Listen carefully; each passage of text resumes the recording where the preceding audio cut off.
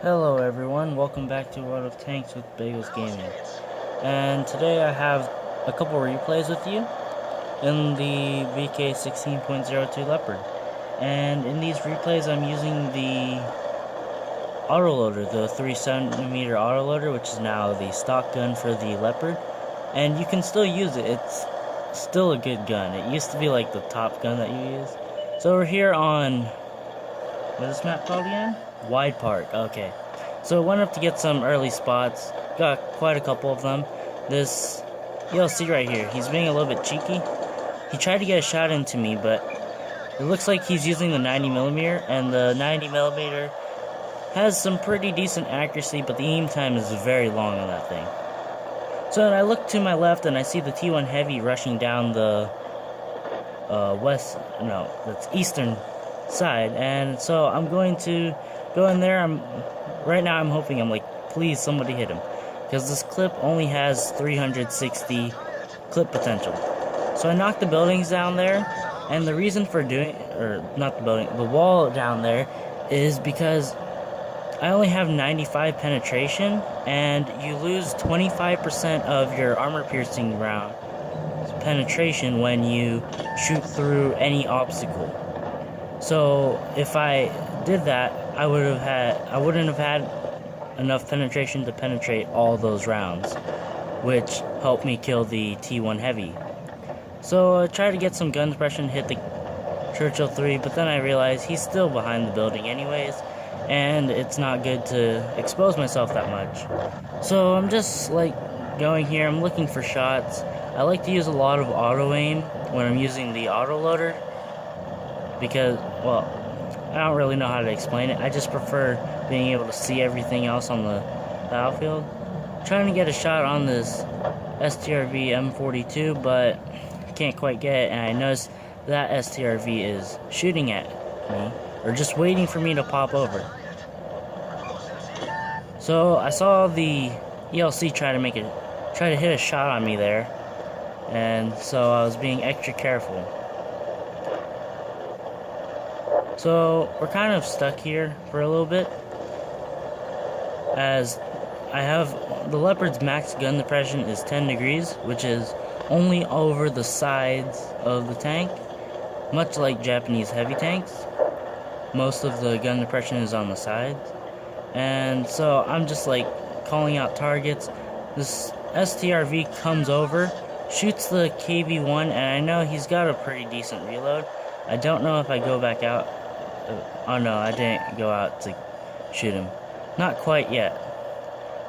But we will punish him for shooting my friend. So he's starting to shoot over there as my team starts to push on the east side. And I know he's not paying attention.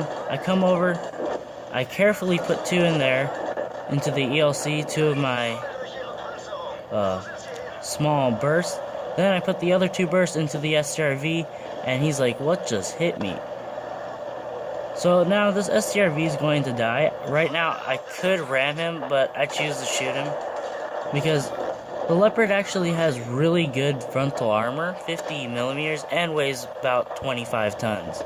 So I like to call this the miniature E50M because it can ram lower and equal tier medium tanks very easily. So I take my time there and I put some shots into the STRV, but then he starts shooting me. I have to repair my tracks. I have to let my MRAC like stay damaged, and well, now we have a long reload. So we're just waiting.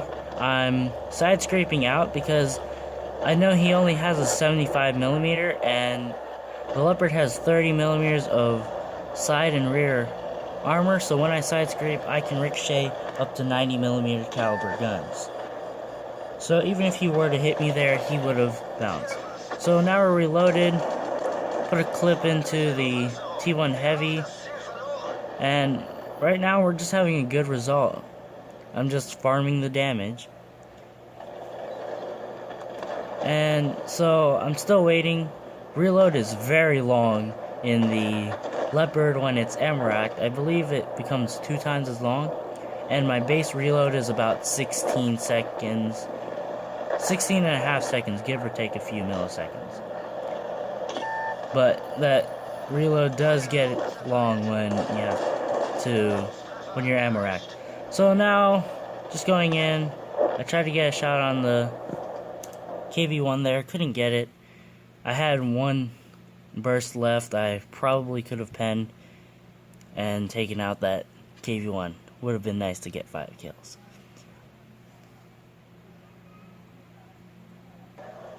And here we are again on Fisher Bays this time.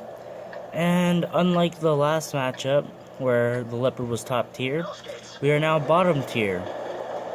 Still using the autoloader. This replay, I played this game like a couple games after the one on Wide Park, and I'm going to show you this one as well. And you'll see an overall theme of how I played the Leopard in both Wide Park and on Fisherman's Bay. Even though I was top tier, I was still very cautious. Don't want to trade hit points that much, and you'll see me not want to trade hit points in tier 7 games as well. And that's what you have to do in your light tanks, especially your tier 5 ones. So as we go in the middle here, this E25 came for a scouting run. I just auto aim, and because I auto aim a lot in this autoloader, put a few shells into him. I'm happy with that result, and then run away because I'm outnumbered there, and my team have split mostly to the right and left. Barely anybody has gone towards the center. Right now, I mainly have the support of a Stug 3G who's camping behind the bushes towards my base, and the Thunderbolt. So the E25 spots me there. I'm still running away. So I come out here, and you're actually going to see me aim. Sort of. So I tried to hit that ELC. Unfortunately for me, when that EZ8 pulled out, the M4A3E8 pulled out, when he pulled out, he had his hull angled, and that's, don't need that right there. But he had his hull angled, and so the 95 penetration on these rounds didn't work. So I was like trying to hit the E25, and I couldn't do it. Now he's on 24 hit points. He dies. I was gonna go in and shoot him, but well, he died, so didn't need to. And I noticed there's this Jackson here. Let's see, do I? Yep, I pull up, I kill him. I was careful to not spam all of my shells, and I feel like that EZ8 over there drove by as I shot that last burst there. We'll have to check at the post-battle results later on. So I'm just waiting for this T1 Heavy. I'm like, please, please come forward so I can clip you. And right now I'm thinking, should I just charge in? But the Churchill 7 also takes out the T1 Heavy. So there's an M6 and an E8 over there. And I'm wondering, should I actually charge in? I'm going to charge in, and then I noticed there's the Panzer 3K, that German tier 5 premium tank. Not very many people bought that. So I'm going after him. I take one shot from him, and then I put a whole clip in. If you find yourself trading with a tank, it's best to have the autoloader on this, and hopefully it's a tank that you can penetrate too. Because 360 clip alpha versus one shot is a great trade. So he didn't manage to hit me there, as the artillery on my team stunned him, so he was unable to have good accuracy and aim time because of that, and I only lost that little bit of hit points. So now I'm going, we already know where they have to be. They have to be over somewhere in this corner, and I spot the artillery over there. I try to get some shots on him. Then I realize I spotted the Ag Panther, and I'm like, oh, well, I can still farm some more damage. I put a clip into him. I light him on fire. He burns a little bit, and then I'm like, Oh no, oh no. Please don't shoot me. And if he had the 105mm there, he would have been able to kill me, even though my team would have picked up the win anyways. But it's nice to survive. So let's get into the post-battle results for Wide Park and then Fisherman Bay. So here we are in the post-battle results for the Fisherman Bay, the Wide Park map battle with my Leopard, that tier 5 game. So we got the high caliber and the scout medal for detecting the most enemy vehicles. Was it I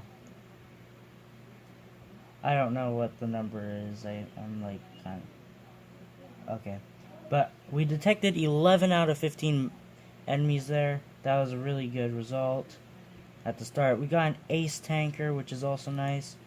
We also got the high caliber for 1,929 damage. This is the highest damage I have so far in my Leopard. It's not as I'm impressed about the 1,900 damage, but my previous top damage in the Leopard, which was 1,800, I feel that one was more worth it, as I got that in a tier 8 game before the patch of 9.18 where light tanks had +3 matchmaking, and that really made me happy. So anyways, we got top damage for the whole game, this whole battle, obviously, since we had the high caliber. Finished top on experience and got 4 kills, which was also nice. We ended up making 20,000 credits because the ammunition on the 3cm autoloader is very cheap, and as this is a small light tank, it's also got a very cheap repair bill. So as you can see, in close quarters combat, the autoloader is very accurate.